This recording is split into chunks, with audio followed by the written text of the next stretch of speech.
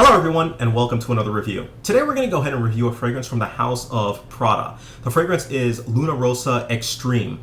Now, the fragrance was released in the year 2013. It's actually a flanker of the original version. The original is just Rossa, and I've actually done a review on that already, so go ahead and look it up around. But it is a flanker of it, and with that, I kind of had certain expectations coming into this, but the expectations were changed, obviously, once I got my chance to actually smell it. So here's what the actual bottle looks like.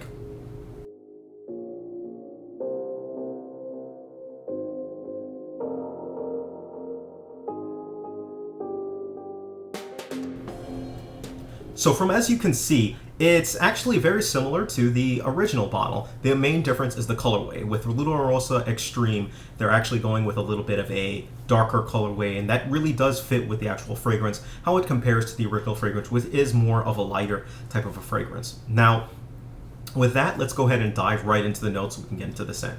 The notes of this fragrance consist of bergamot, black pepper, labdanum, juniper berries, lavender, amber, and vanilla. Right, so right off the bat, when I first smelled this for the very first time, I actually thought that it reminded me a lot of the original. Now, when I say a lot of the original, they're two very different scents, but this has the same, I guess you could say, background, kind of soapy DNA-ish of this scent. With that said, they are two very, very different scents. They're not the same scents by any stretch of the imagination, and this isn't one of those flankers where they just simply tinker with something and call it something different. This really does feel like a different fragrance that has a little bit of the original's DNA within it. So the three main notes that I get from this scent right off the bat are black pepper, the amber, and vanilla that come from this scent. Now, you get a little bit of labdanum, but the peppery smell hits me right off the bat. And for that reason alone, I've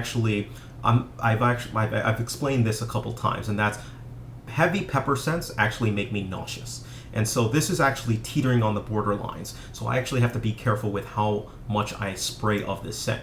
But it's a heavy pepper scent followed up with an amber that's toned down. There are a lot of ambers out there that are richer, that are a little bit more complex, that smell better. This is a toned down amber. It's definitely there, but it's definitely toned down a bit. And then it's followed up by a nice vanilla that sweetens it up, that gives it a little bit of oomph to it. There was one comment that I saw somewhere on Fragrantica, and that was somebody compared it to peppery Lamal or something like that. I was like, oh, that kind of fits. So that would probably be the closest comparison that I would say. It smells a lot to me like Lamal with a very heavy pepper note added into it, which to me makes it actually a very nice scent.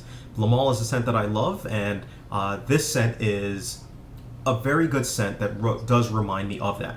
Now, that's not to say that this is Lamal. Again, whenever I give those comparisons, I think people like to jump and take it a little bit out of context. It just reminds me of and some aspects of it. Now, the scent itself, it retains that, I guess you could say, that warmth, that masculinity throughout the entire fragrance, and until it actually dries down for it. It lasts about, I would say, roughly 8 to 10 hours on my skin. I have heard reports where for some people it hasn't lasted very long on their skin, but I haven't really seen the same behavior. Now, another way to classify this fragrance is a dark, fresh scent. I know that sounds strange. Trust me, try it. You'll see what I mean by it. It's a dark scent, but it still has fresh tinges, and I think those fresh tinges are coming from the original Rossa that comes from this scent. Now, as far as sprays go, I spray, again, about 2 sprays. 2 sprays is max for me, but I can see other people going a little bit heavier.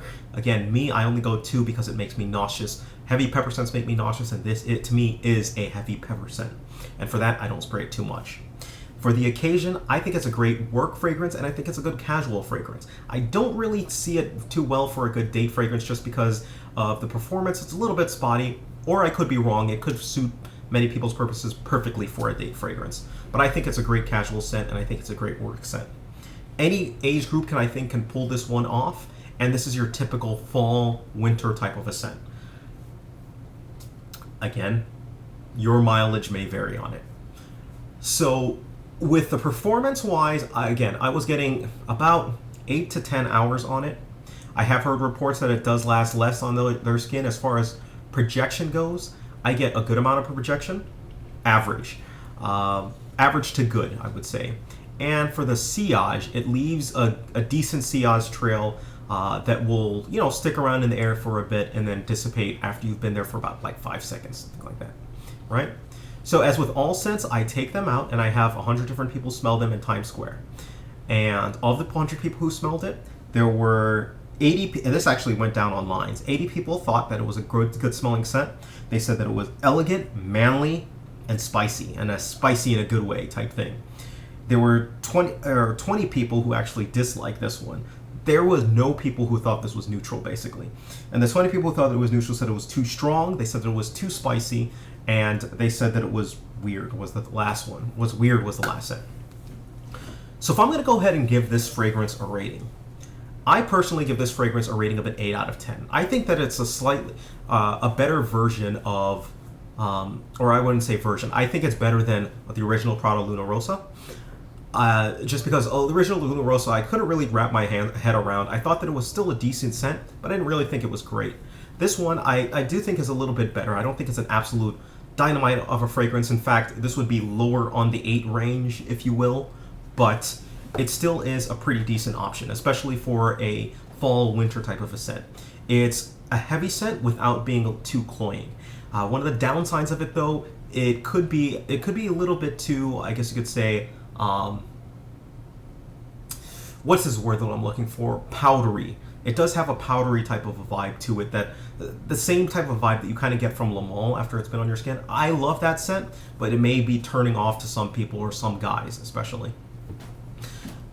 Another reason, it's worth at least a look, is what I would say. The price range is definitely within acceptable parameters. I actually didn't list the price range on this one. Completely apologize that one. But either way, yeah. But either way, let me know what your thoughts are on this particular scent. I obviously got my own taste. I'm curious to see what everyone else's thoughts are on this particular scent. I personally think it's a pretty decent fragrance. Gets an 8 out of 10. Thank you. Take care of yourselves and have a great day.